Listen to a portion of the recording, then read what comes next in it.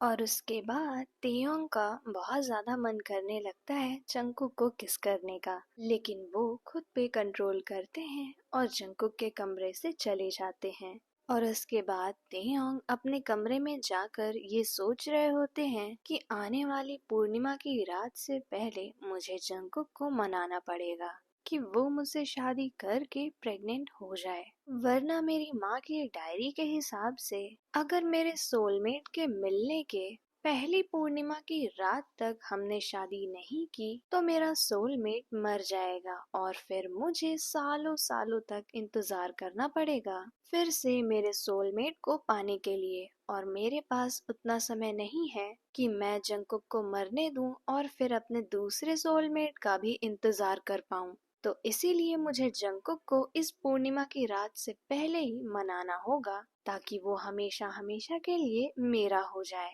और फिर वो बहुत ही सारे प्लान सोच रहे होते हैं जंगकुक को अपनी तरफ करने के लिए। और उन्हें इतना परेशान देखकर उनके सेनापति उनके पास आते हैं और बोलते हैं अगर मेरे लायक कोई काम हो तो आप जरूर बताइएगा मुझे। तो इस पे तेयंग थोड़ा सा हिचकिचाते हैं और फिर पूछते हैं कि किसी इंसान को अपनी तरफ आकर्षित कैसे करते हैं। तो जिस पे उनके सेनापति बोलते हैं क्या मुझे ये बोलने की इजाजत है। तो तेयंग बोलते हैं हाँ हाँ खुल के बोलो, मैं सच में जानना चाहता हूँ कि मैं जंगकुक को अपनी तरफ कैसे खींचूं। तो उस पे सेनापति बोलते हैं आपको किसी इंसान को अपनी तरफ खींचने की जरूरत भी क्या है, आपको तो बस ऑर्डर देना चाहिए उसे। लेकिन फिर तेयोंग बोलते हैं मैं चाहता हूँ कि ये रिश्ता दोनों की सहमति से हो, मैं नहीं चाहता कि मैं किसी को जबरदस्ती अपने पास रखूं। जिस पे सेनापति बोलते हैं जहाँ तक मैं जानता हूँ इंसानों को छोटी छोटी चीजें ही पसंद आती हैं, जैसे आपका उनका देखभाल करना, उनकी छोटी छोटी बातों को याद रखना, उन्हें क्या पसंद है, वो क्या खाते हैं, कब सोते हैं, कब उठते हैं और उस हिसाब से उनका ध्यान रखना, उन्हें टाइम टाइम पे बाहर ले जाना, अच्छी अच्छी चीजें दिलाना और हाँ सबसे जरूरी उनसे खुल के बात करना। जिस पे तियोंग बोलते हैं इतनी सारी चीजें करनी होगी एक इंसान को मनाने के लिए। तो जिस पे उनके सेनापति बोलते हैं लॉर्ड मनाने के लिए नहीं, अपना प्यार जताने के लिए, अगर आपको मनाना है तो वो तो एक नॉर्मल इंसान के बीच की बात हुई, पर आप तो उनसे शादी करना चाहते हैं यानी कि अपना प्यार उन्हें जाहिर करना चाहते हैं। तो ये तो बहुत ही मामूली सी चीजें हैं जो मैं आपको बता रहा हूँ। तो तेयोंग बोलते हैं अगर ये मामूली है तो और इससे बड़ी क्या चीजें हो सकती हैं। तो जिस पे सेनापति बोलते हैं भरोसा, उस लड़के को आपके ऊपर इतना भरोसा होना चाहिए जितना कि आपकी माँ को आपके पिता पे था, क्योंकि आपकी माँ को पता नहीं था कि उन्हें किन किन दर्द से गुजरना पड़ेगा वैम्पायर बनने के लिए, लेकिन फिर भी आपकी माँ ने आपके पिता पे पूरा भरोसा किया और उन्हें खुद को वैम्पायर बनाने दिया। और अगर आप ये भरोसा उस लड़के के अंदर जगा सकते हैं तो यकीन मानिए वो आपको कभी छोड़कर नहीं जाएगा। तो जिस पे तेयोंग बोलते हैं कि काफी कंफ्यूजिंग है, लेकिन मुझे कुछ कुछ समझ में आ रहा है कि मुझे उसकी देखभाल करनी होगी, उसके साथ साथ रहना होगा, उसको अच्छी अच्छी चीजें खिलानी पिलानी होंगी जिससे उसको मेरे ऊपर मेरे पिता और माँ जैसा भरोसा हो जाएगा और फिर मैं उससे आसानी से पूर्णिमा के पहले शादी कर लूंगा। इस पे सेनापति हाँ तो बोल देते हैं लेकिन मन ही मन सोच रहे होते हैं कि माय लॉर्ड ये इतना ज्यादा आसान नहीं है। और इसके बाद तो तेओंग ठान लेते हैं कि वो जंगकुक को खुद पे भरोसा दिलाकर ही रहेंगे। पूर्णिमा को आने में 30 दिन बचे हुए थे और तेयोंग के पास भी सिर्फ और सिर्फ 30 दिन थे जंगकुक को मनाने के लिए। तो तेयोंग ने एक पल भी न गवाते हुए तैयारी करना शुरू कर दी जंगकुक के लिए।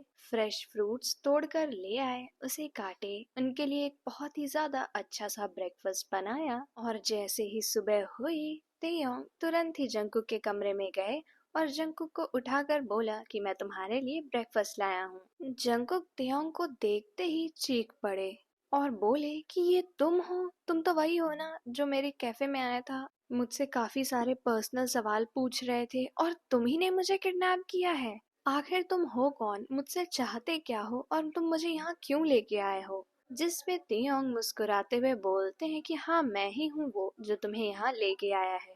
पर मैं तुमसे शादी करना चाहता हूँ, तुम्हें नुकसान नहीं पहुँचाना चाहता। और शादी का नाम सुनते ही जंगकुक एकदम हक्के बक्के हो जाते हैं और वो कुछ बोल ही नहीं पा रहे होते हैं। और तेयोंग बहुत ही नॉर्मली बोलते हैं कि तुम इतने ज्यादा परेशान क्यों हो रहे हो। चलो चलो आराम से ये नाश्ता करो, मैंने स्पेशली तुम्हारे लिए बनाया है। पर जब जंगकुक ना नाश्ता ले रहे होते हैं ना कुछ बोल रहे होते हैं, तो तेयोंग उनके बगल बैठते हैं और उन्हें अपने हाथों से नाश्ता खिला रहे होते हैं। पहले तो जंगकुक अपना मुंह भी नहीं खोल रहे थे, लेकिन फिर जंगकुक अपने आप ही वो खाना खाने लगते हैं और खाने के बाद बोलते हैं कि तुम मजाक कर रहे हो ना, तुम्हें सच में पैसे ही चाहिए। भला तुम मुझसे शादी क्यों करोगे? जिस पे तेयोंग बोलते हैं मुझे कोई पैसे नहीं चाहिए, मेरे पास मेरे पुरखों के बहुत ही सारे खजाने हैं, यहाँ तक कि मेरे खुद के भी हैं, तो मुझे पैसों का तो कोई भी लालच नहीं है। फिर उसके बाद तेयोंग जंगकुक के बहुत ज्यादा पास आकर बोलते हैं, लेकिन मैं तुम्हें जरूर एक कीमती सामान की तरह अपने पास रखना चाहता हूँ। और फिर दूर जाकर बोलते हैं कि मैं सच में तुमसे शादी करना चाहता हूँ, इसीलिए तो मैं तुम्हें यहाँ लेके आया हूँ। और इसके पहले जंगकुक कुछ और बोल पाते, तेयोंग वहाँ से फुल स्पीड में चले जाते हैं, जिससे जंगकुक को और भी ज्यादा शौक लगता है, क्योंकि कोई भी नॉर्मल इंसान इतनी स्पीड में तो कहीं नहीं जा सकता है। और तेयोंग जितनी स्पीड में जाते हैं उससे डबल स्पीड में वहां पर वापस आते हैं जंगकुक के लिए बहुत अच्छे अच्छे कपड़े लेके। और वो जंगकुक को एक एक कपड़े दिखा रहे होते हैं, तुम्हें जो भी पसंद आए तुम ले सकते हो, ये सब तुम्हारे लिए है। पर जंगकुक को वो सब बिल्कुल पसंद नहीं आ रहा था, उन्हें बस यहाँ से जल्दी जाना था और अपनी आजादी पानी थी। उधर जिमिन भी पुलिस स्टेशन के चक्कर काट रहे थे, लेकिन पुलिस वालों को जंगकुक का कोई भी अता पता नहीं चल रहा था। जिमिन जंगकुक का फोन ट्राई करते रहते, पर वो आउट ऑफ नेटवर्क दिखाता रहता। और अब जिमिन को पुलिस वालों पे भी कोई भरोसा नहीं हो रहा था कि वो जंगकुक को ढूंढ भी पाएंगे या नहीं। तो जिमिन ने खुद ही सारी चीजें इन्वेस्टिगेट करने का फैसला किया।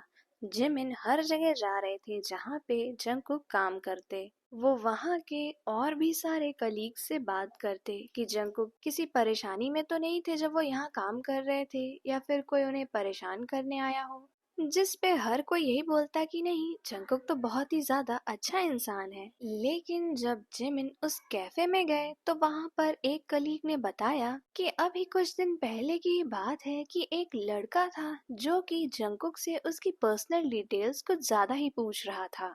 और उसके बाद जंगकुक के जाने के कुछ टाइम बाद वो वापस से कैफे में आया था जंगकुक के ही बारे में पूछने के लिए। जिस पे जिमिन बोलते हैं, क्या तुम्हें पता है उसका नाम क्या था, या वो कहाँ रहता है, क्या वो यहीं आसपास का है? जिस पे वो लड़की बोलती है कि नहीं, वो मुझे आसपास का तो नहीं लगता, क्योंकि वो सिर्फ और सिर्फ उसी दिन आया था, ना ही कभी उसके पहले और ना ही उसके बाद। और उसके बाद जिमिन उसी इंसान को खोजने में लग जाते हैं, पर जिमिन को उस इंसान का भी कोई अता पता नहीं चलता है और जिमिन बहुत ही ज्यादा परेशान हो रहे होते हैं। उधर तेयोंग हर मुमकिन कोशिश करते हैं कि जंगकुक उनसे इम्प्रेस हो जाएं, पर जंगकुक पूरे टाइम सैड बैठे रहते। जबरदस्ती करने पर खाना खा लेते, थोड़ा बहुत बात कर लेते, पर वो सच में दिल से खुश नहीं थे। और कोई भी इंसान नहीं होगा, क्योंकि जंगकुक के सपने थे जो तेयोंग के किडनैप करने की वजह से टूट गए थे।